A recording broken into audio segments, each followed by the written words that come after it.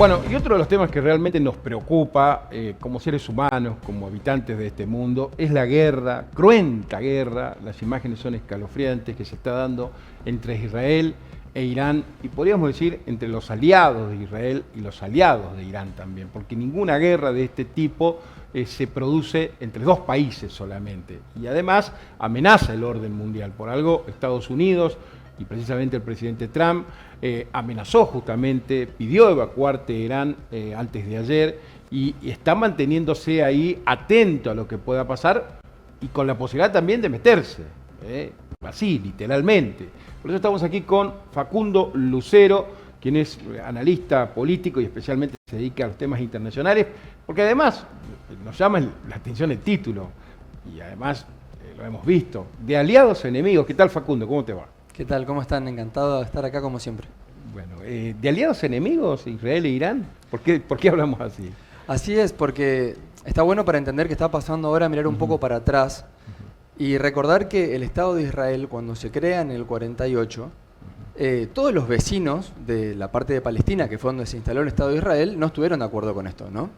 De hecho, al día siguiente, 5 países árabes vecinos a Palestina, estamos hablando de Egipto, Jordania, Irak, Líbano, Siria, le declararon la guerra y se invadieron Israel. Pero Irán no. En ese momento era otra Irán, viste, gobernada por el Shah, muy occidentalizada, muy moderna, aliada a Estados Unidos, que generó, viste, por lo bajo como una alianza con Israel. Compartieron inclusive hasta tecnología militar y compartieron el programa nuclear que hoy está tan en boga, es un problema tan grande.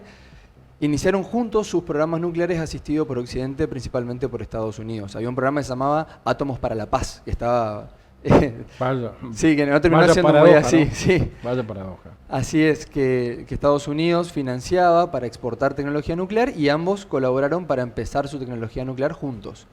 Ellos fueron aliados durante mucho tiempo y hasta el año 79, donde hubo una revolución religiosa que derrocó al Shah de Irán, al rey, digamos, de Irán, y instaló el nuevo sistema, que es el que está inclusive hoy, donde el ayatolá Khomeini en ese momento, no solamente que redefinió las alianzas de Irán en la región, sino la posición de Irán en todo el mundo, ¿no? Se puso en contra de Israel, en contra de Estados Unidos, en contra de todo Occidente, buscando un gobierno teocrático, ¿no?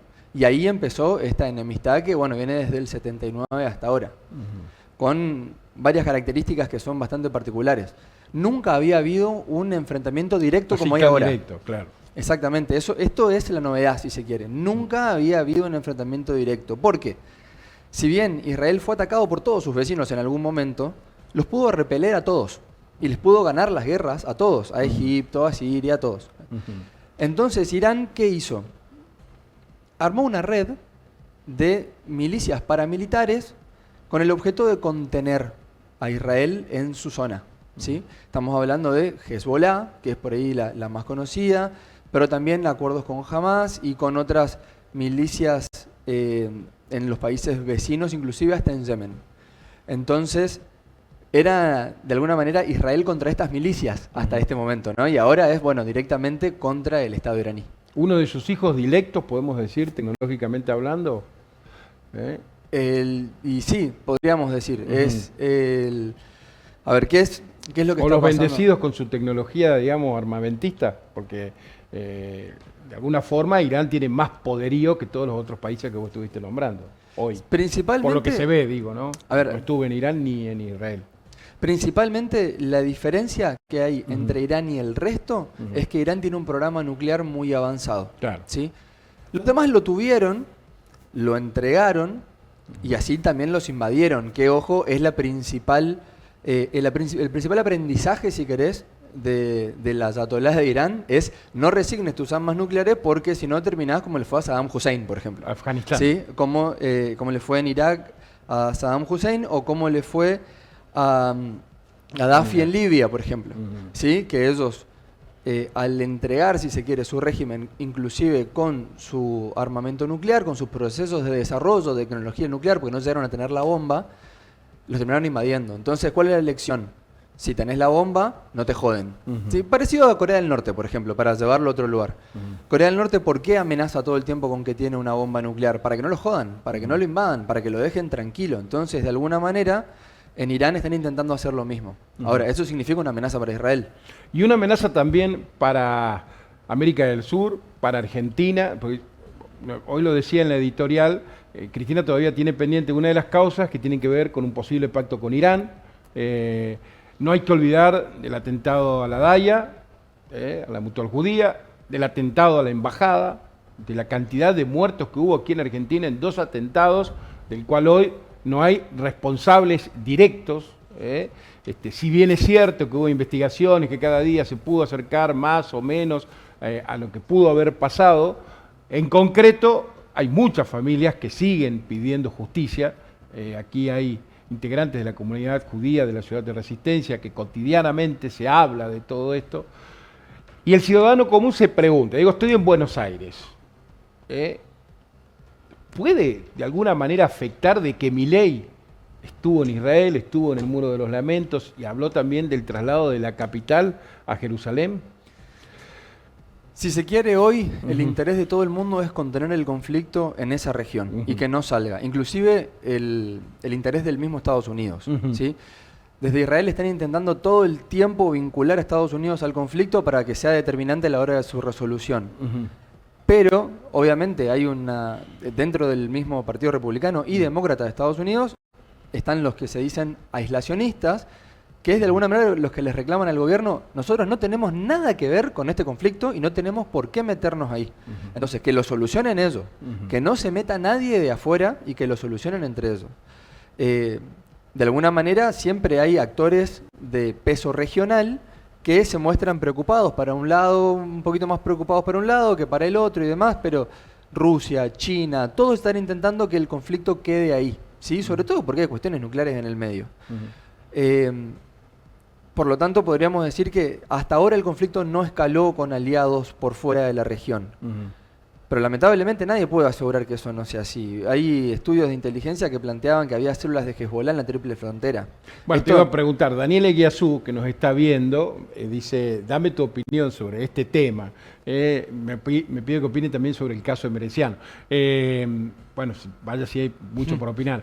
Pero, ¿es cierto que hay células de Medio Oriente aquí en el límite entre Paraguay y Argentina?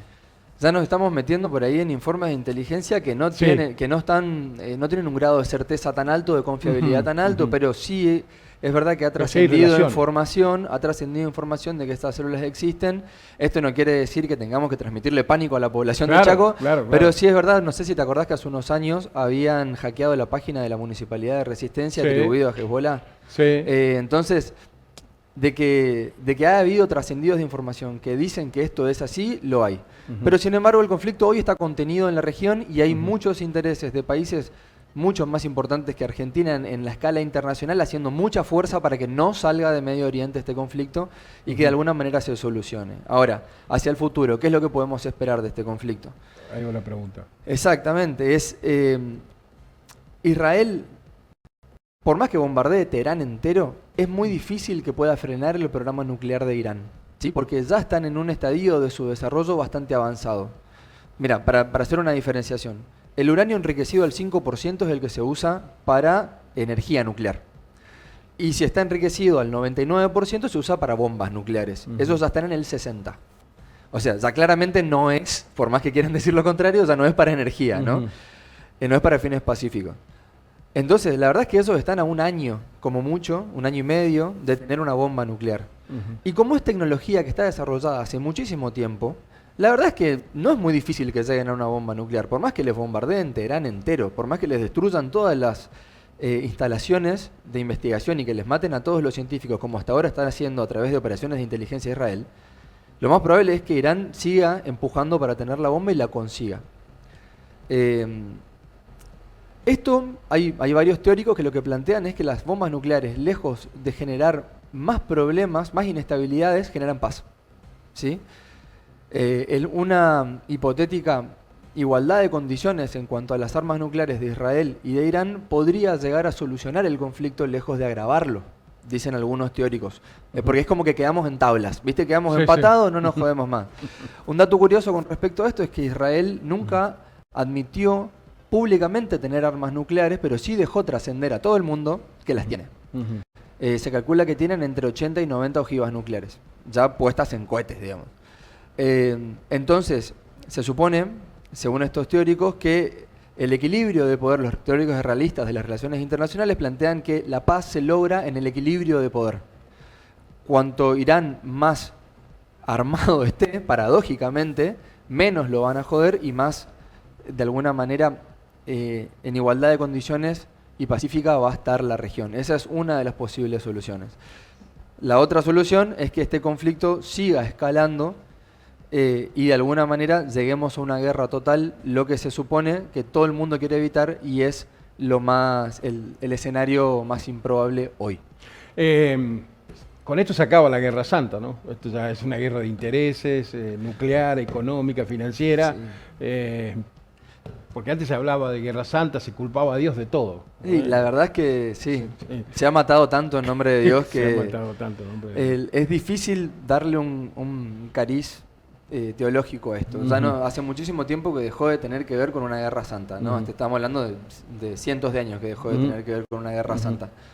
Si bien Jerusalén es una ciudad que es importante en términos históricos y religiosos para las tres grandes religiones monoteístas, estamos hablando del Islam, del cristianismo y del judaísmo, ya no estaban buscando, como eran las cruzadas, conquistar Jerusalén para devolver... No, no tiene que ver con eso, ¿sí? Hoy ya tiene que ver con seguridad nacional, ¿sí? Hoy tiene que ver con un conflicto de identidades que terminó llevando a la comunidad árabe a estar totalmente enfrentada a la comunidad judía en la región, y lo que están buscando es, por un lado, los israelíes su derecho a existir y a defenderse, y por otro lado, los árabes el mismo derecho a existir y a defenderse. Entonces, poco tiene que ver ya con Dios y con las diferentes interpretaciones que se puede hacer de su palabra.